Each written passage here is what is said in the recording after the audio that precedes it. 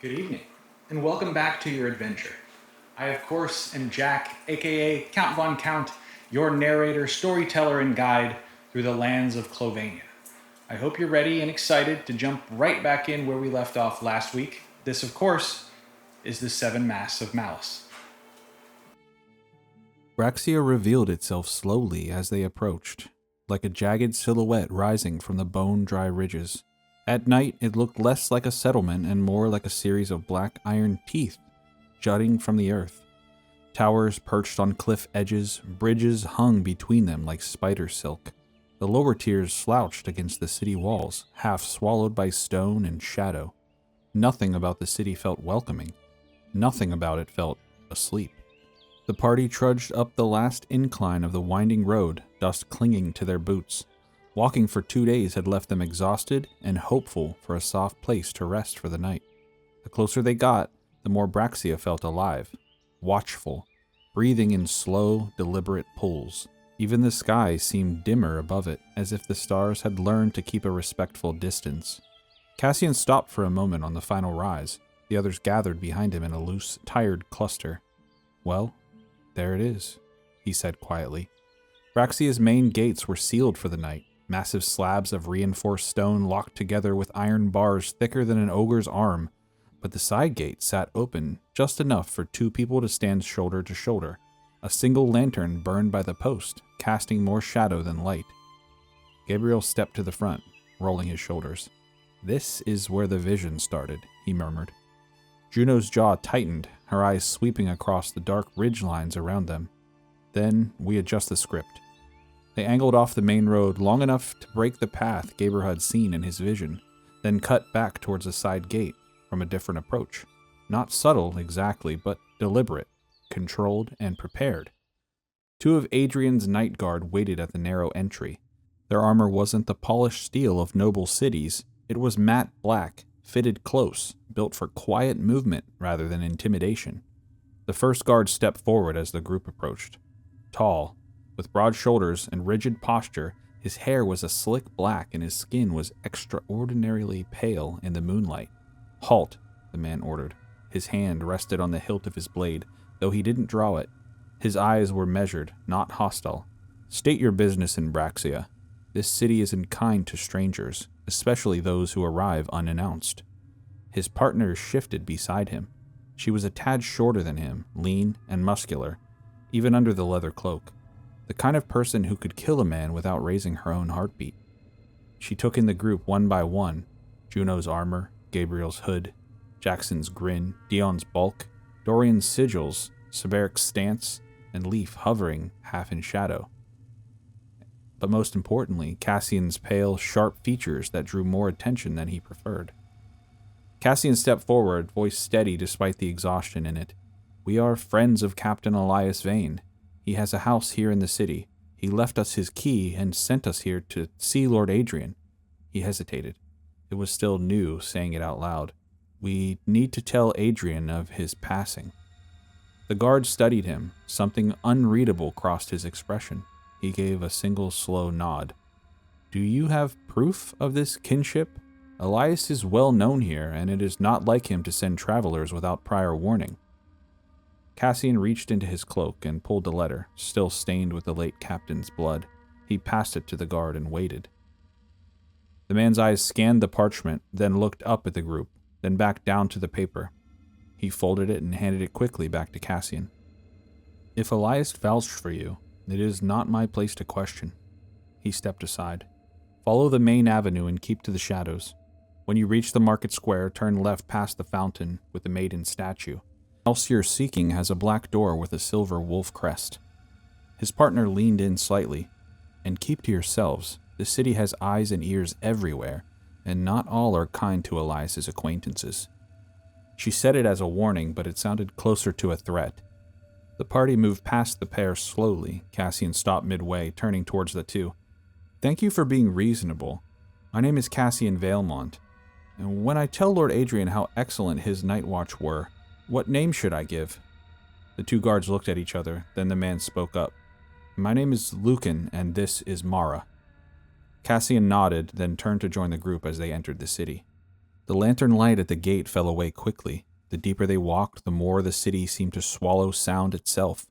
Buildings clung to each other like barnacles, stacked sideways and vertical, supported by beams that groaned under their own ambition. Iron grates covered windows, narrow stairwells cut between structures like wounds. Overhead, bridges spanned the air, crossing the streets, some wide enough for carts, others little more than wooden planks suspended between towers. People watched from shadows behind curtains, from balconies, and from cracks between buildings. Their gazes hung on the group with varying degrees of interest, suspicion, or something else. Cassian drew the most attention, his features sharp, pallid, unmistakably touched by undeath. Caught the eye of a tall, slender man in a tightly fitted waistcoat. The man stepped into Cassian's path without fear. He leaned forward and inhaled slowly, sniffing near Cassian's neck, and smiled with unsettling delight. "Welcome," the man hissed, almost laughing, and he slipped back into the shadows. Cassian muttered, "I hate this city already." "I like it," Jackson said, grinning. "It appreciates the arts." The realization didn't happen all at once. It happened in pieces, quiet, uncomfortable pieces that clicked together only when the party was deep enough into Braxia's streets that turning back wasn't an option. First, it was Lucan and Mara at the gate. The way their eyes caught the lantern light. Too steady. The way neither guard's breath misted in the cold evening air. Cassian had noticed, but said nothing. Then came the man in the waistcoat who stopped Cassian in the street, leaning in to sniff him like someone evaluating wine. He smiled with the too clean precision of someone who didn't need to breathe that often. They all noticed that. Leaf noticed the laughter from an alley, a cluster of figures speaking in hushed tones until the group approached. All of them went silent at once and turned. Their eyes gleamed silver in the dark. Their pupils didn't dilate. Juno saw a woman leaning over a balcony watching them pass. And when Juno glanced up, the woman didn't flinch at being caught staring. She just smiled, showing a little bit too much of her teeth. Dorian caught the next detail, a man closing the shutters of a tailor shop, but he didn't latch them, he just simply vanished. No footsteps, no retreat, just absence. Gabriel slowed his pace. "Anyone else seeing this?" he murmured. "Seeing what?" Jackson asked, even though he sounded uneasy. "Look around," Gabriel whispered. "Carefully, don't stare, just register." Another pair of figures crossed the street ahead, moving lightly, gracefully, their shadows dragging just a fraction too long behind them. A lantern flickered as they passed, dimming unnaturally before brightening again. Cassian stopped walking. "They're all vampires," he said quietly. "Everyone out here right now." Saberic scoffed audibly. "Wait, what? I thought Adrian's council was full of nobles, merchants, guildmasters." "It is," Cassian said. "They're vampires." Jackson threw his hands up. "This feels like information that should have come up before the sniffing man." "Braxia is a vampire city," Cassian said flatly. "Mostly. Not exclusively, but anyone with enough status to walk the streets at night without fear is definitely a vampire." Juno scanned the nearest rooftops. "And nobody mentioned that?" "To be fair, it does seem like something people in Braxia don't bother explaining because they assume everybody already knows," Dorian replied. "It's basic local culture, like how in Gestalt everyone greets you by touching your elbow, or how in Wickham everyone pretends that they're not being hunted by lake monsters. Culture or not, coming to a city of vampires when we are literally trying to stop the impending return of history's most evil vampire seems like a bold choice now in full context," Juno said emphatically, still looking at the rooftops as they walked. "It was the logical next step, all things considered," Dorian stated matter-of-factly. Jackson exhaled slowly. "We're walking through a city full of predators." "Correction," Cassian said. "You are. I'm more complicated." Mara's warning at the gate echoed back to them. This city has eyes and ears everywhere. Now the sentence carried teeth. Juno pulled them deeper into the shadows of the alley, lowering her voice. "All right, eyes up. No wandering off alone. Stay tight. Every person you see is stronger, faster, and hungrier than you think." "Not sure about that. Dion, pretty hungry." Dion spoke up with a grin. Leaf swallowed hard. "Amazing. Truly amazing. We've been in the city for 5 minutes and I already want to disappear." "The day crowd will be different," Gabriel said. "Mostly human and mostly normal." Mostly, Jackson repeated, unimpressed. They resumed walking, but slower this time, sharper. The city watched them, at least now they understood why. The directions Lucan gave them brought them to a modest but sturdy townhouse on the corner of a street towards the upper tier of the city. The black door gleamed faintly under a lantern's glow. The silver wolf crest caught the light like an old friend acknowledging their arrival. Cassian crossed his arms. Looks normal. Juno stepped up and turned the knob. The door opened with a soft click. The inside of the house was warmer than expected, warmer than it should have been, given that no one had lived there for weeks. Not cozy, just recently occupied. The air held a faint trace of lamp oil and old paper. Cassian shut the door behind them, sliding the heavy bolt into place. Everyone stood still for a moment, listening. No movement upstairs, no creaking floorboards, no rush of breath. Just the house settling around them, a tired structure that had been waiting too long for someone to come home. Dorian stepped forward first, running a gloved hand along the wall. "Wards here," he murmured. "Subtle ones, nothing aggressive, just observant." "Like Elias," Gabriel said. Juno swept through the entryway, eyes cataloging every corner. Clear, no signs of tampering. Leaf slipped past her, already rifling through a side table drawer. No traps. Nice. The house was larger than it first appeared. A narrow hallway opened into a spacious sitting room with tall windows overlooking the street. Curtains were drawn tight, but not dusty. The furniture was simple but sturdy. Dark oak, iron-braced legs, worn cushions that held the shape of many tired travelers before them. Dion's boots thudded across a thick rug patterned with a faded silver wolf's head. "Nice place," he said. "Could use bigger chairs." "No one's chairs need to be bigger," Jackson replied. Bookshelves lined the eastern wall, mostly half-filled. Cassian scanned the titles, fingers trailing over the spines. Braxia, the City of Shadows. Ashes Beneath a Crimson Moon. The Silver-Veined Trade Routes, a Practical Guide. Nightborn Contracts and Negotiations. A Short History of the Border Watch Alliance. Blood, Coin, and Caution. Surviving Braxia Without Being Eaten. The last one made Jackson snort under his breath. "This city has a sense of humor," he said. "Or a sense of honesty," Cassian replied. In the corner of the room, a writing desk sat neatly arranged. Quills trimmed, ink capped, parchment stacked. Dorian lifted a leather-bound notebook left in the center. Elias's handwriting filled the first few pages. Notes about supply shortages, a list of names, diagram of alley routes around the upper tier.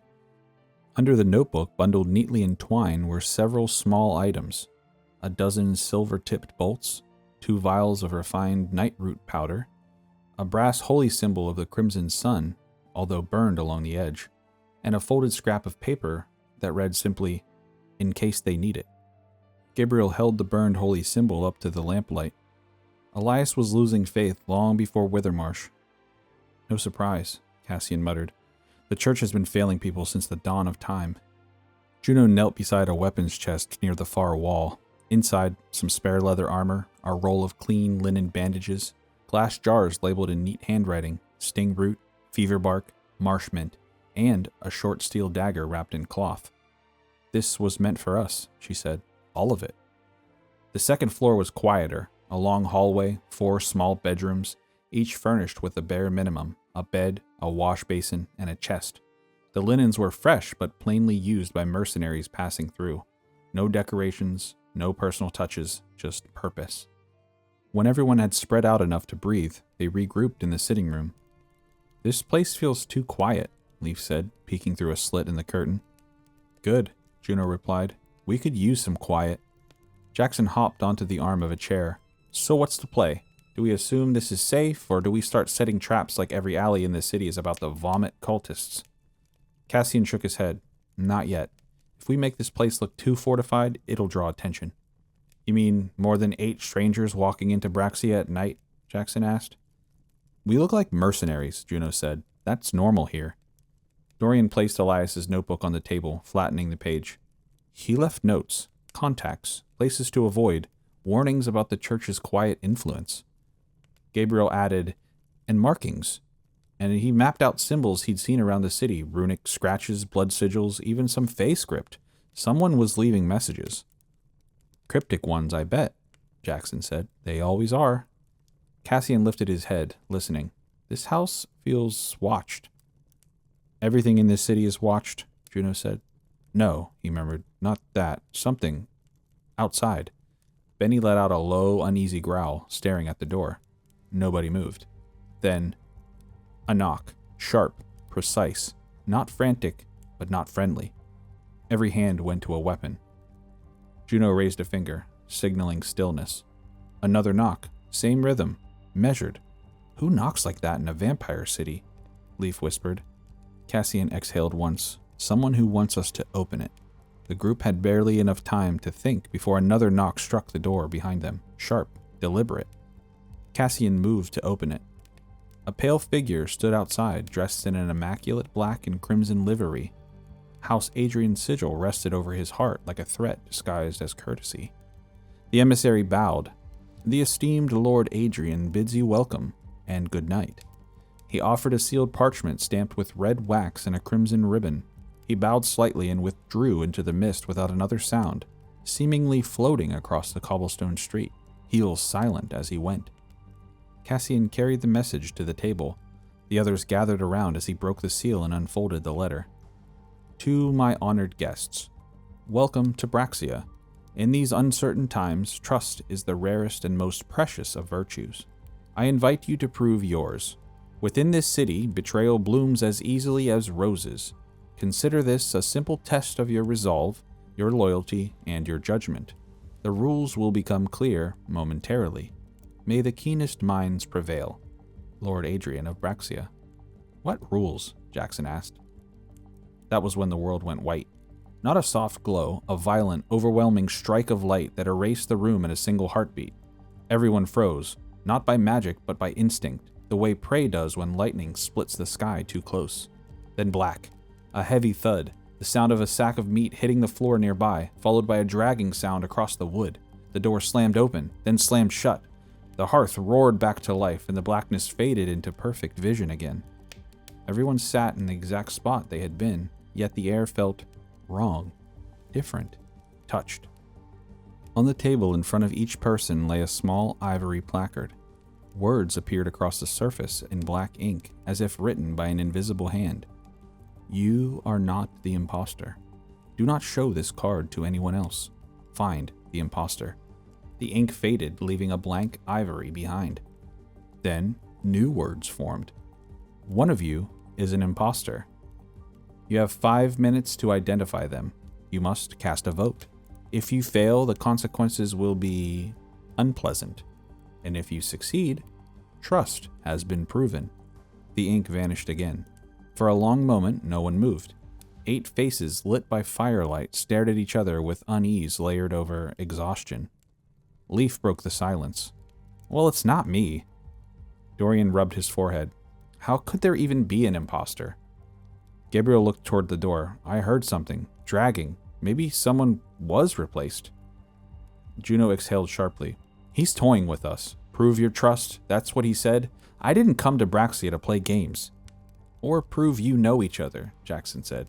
He snapped his fingers. Questions. Start with Dorian. When we fought Sylvanas, what was the creature you and Cassian killed? Dorian answered instantly. A crow. Cassian raised a brow. It was a raven. Oh.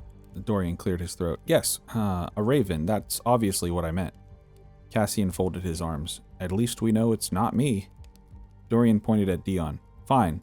Dion, are you romantically interested in anyone? Dion puffed up and smiled. Juno!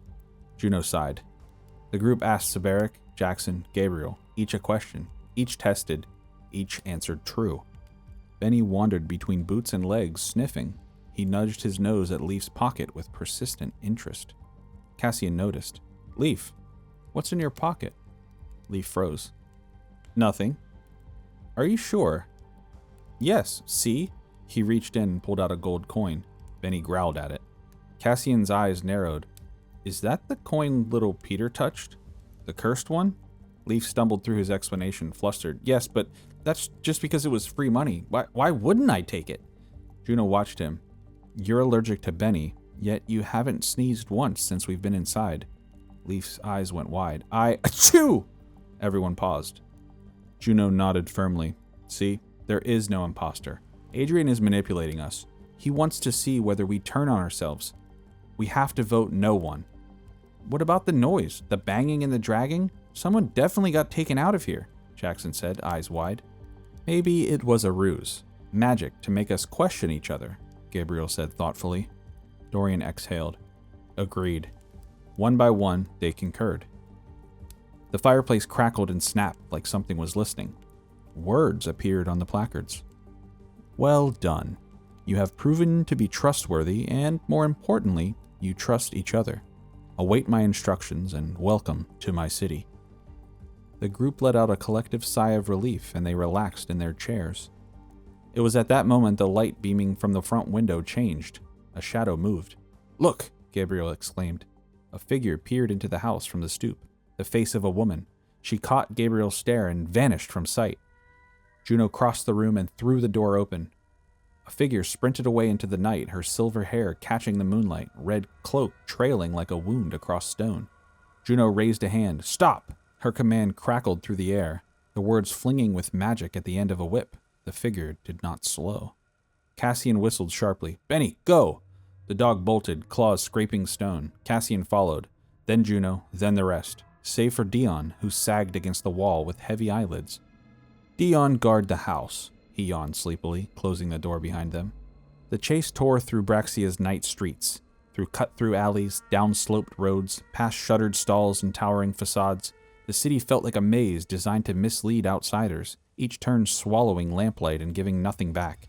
The figure ahead moved like smoke, turning corners without losing speed, cloak snapping behind her.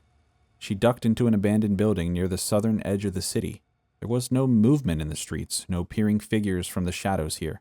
Benny came to a stop near the opening in front of the rundown building, his fur bristling as he let out a low growl towards the vacant space inside.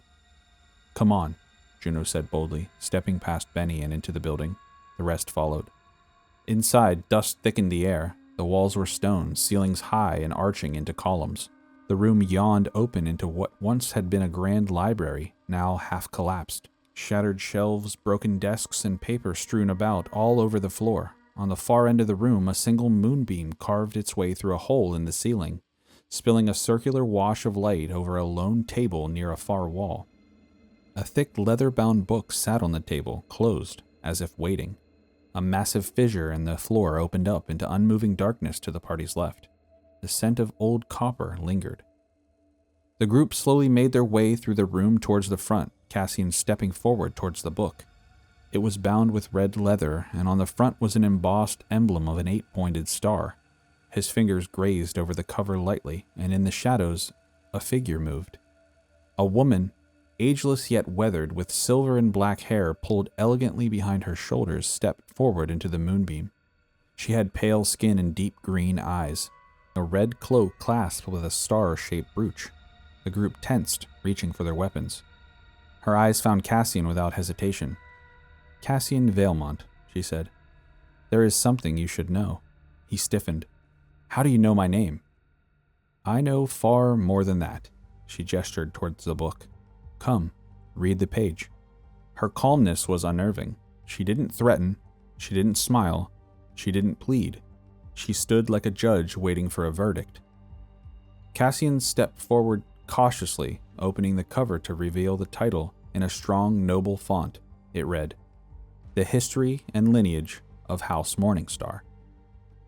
He flipped to the bookmarked page. The bottom half was torn out, but what remained was enough. He read aloud. Among the oldest and most revered bloodlines in the realm, House Morningstar was said to descend from the first mortals who defied tyranny. As stewards of forbidden knowledge and keepers of ancient truth, they walk the line between wisdom and power. His voice slowed. Declared enemies of the faith, the house was hunted without mercy, their ancestral keep razed in holy fire, their banners burned, survivors scattered and hid among the living under a false name. The page ended abruptly, ripped clean. The woman reached into her cloak and pulled out the missing scrap. She held it where he could see. He read it silently. The name they took was Valemont. Cassian felt the air tighten around him. Everything inside him went quiet. He read the name on the torn scrap with his own eyes, over and over, as if repetition would make it less impossible. Vailmont. That, he whispered, is not possible. She stepped closer. It is not only possible, she said, it is truth. Who are you? Cassian demanded, though his voice cracked. What game is this? She held his gaze with a fierceness that the group recognized. I, she said, am Vera Morningstar, and you, Cassian, are the last living male descendant of the house the world thought was destroyed. A sound knocked behind them, somewhere deep under the library. Gabriel's breath caught sharply and he turned. His jaw clenched. His pulse hammered through his ears. Memories of childhood, his family, the attack, the fire, the shame, the crimson-soaked priest, Corvinus, the purge, the exile, the lie he took as his name. He took one step back. No, he whispered. No, it can't be. My parents, they would have told me. Why would they not tell me? Your parents wanted to protect you, Vera said. They did what they thought was best. But it is time you followed your destiny. A cold wind threaded through the ruin. Gabriel's eyes shifted to the darkness at the far edge of the room. Something's here, he murmured. Several somethings. Juno raised her hammer. Vera, is this your doing? No. Vera's eyes hardened. This city is not for the faint of heart. The floor vibrated with a low, hungry tremor. From the shadows, pale hands clawed up from the cracks in the stone. Bodies dragged themselves forward in jerks and snaps. Their eyes were hollow. Their movements were puppet-like. Vera's voice dropped. Thrall. Cassian stepped into position beside Juno, blades drawn, breath steadying. The first thrall lunged into the lantern light, jaw unhinged, fingers curled like claws. Cassian bared his teeth. Perfect timing.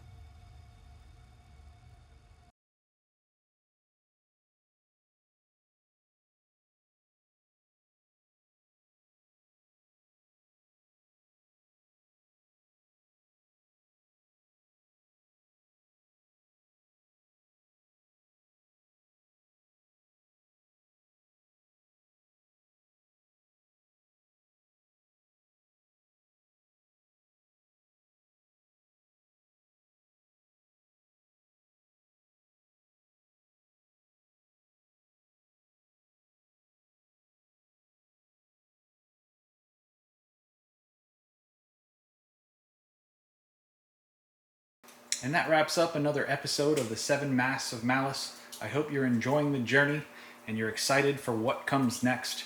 If you are, of course, don't forget to hit the subscribe, the like, the bell, do the things that help me out. And of course, we'll see you right here, same time, same place, next week.